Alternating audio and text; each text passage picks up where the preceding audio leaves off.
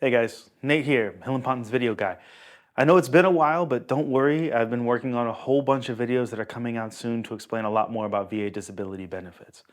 Now, this video in particular is something that we don't usually put out, but we figured it would be interesting to talk about. It's the reason why we have Juneteenth as a holiday.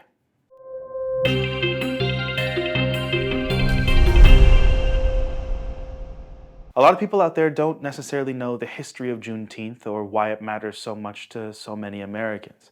So let's just go back a little ways to kind of understand what Juneteenth is and why we celebrate it. Let's talk about January 1st, 1863, when Abraham Lincoln signed the Emancipation Proclamation into order. It declared that all persons held as slaves within the rebellious states are, and henceforward shall be free.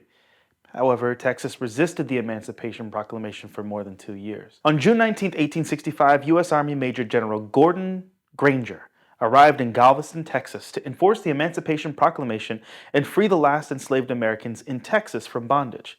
This day became known as Juneteenth, or Jubilee Day, or Freedom Day, or Emancipation Day.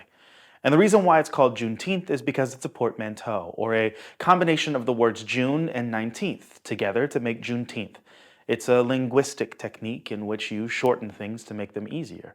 There's a bunch of different famous portmanteaus, such as motel, which is motor and hotel, or brunch, which is breakfast and lunch. Juneteenth is a portmanteau of June 19th. And it was on that day in 1863 that 250,000 slaves were freed in the state of Texas. The reason why they ended up in Texas is because the Emancipation Proclamation actually freed the slaves that were in the Confederacy as a way of weakening their entire military force. It was successful, and a lot of those people who still wanted to continue to own slaves to use in agricultural reasons left for Texas, taking their slaves with them to this new state that didn't necessarily have the same laws as the contiguous Confederacy. So 2 years later, that's a full 2 years of people still being enslaved in Texas, is when the General of the United States Union Army came in and freed the rest of the slaves there by announcing the Emancipation Proclamation that day, June 19th, 1863.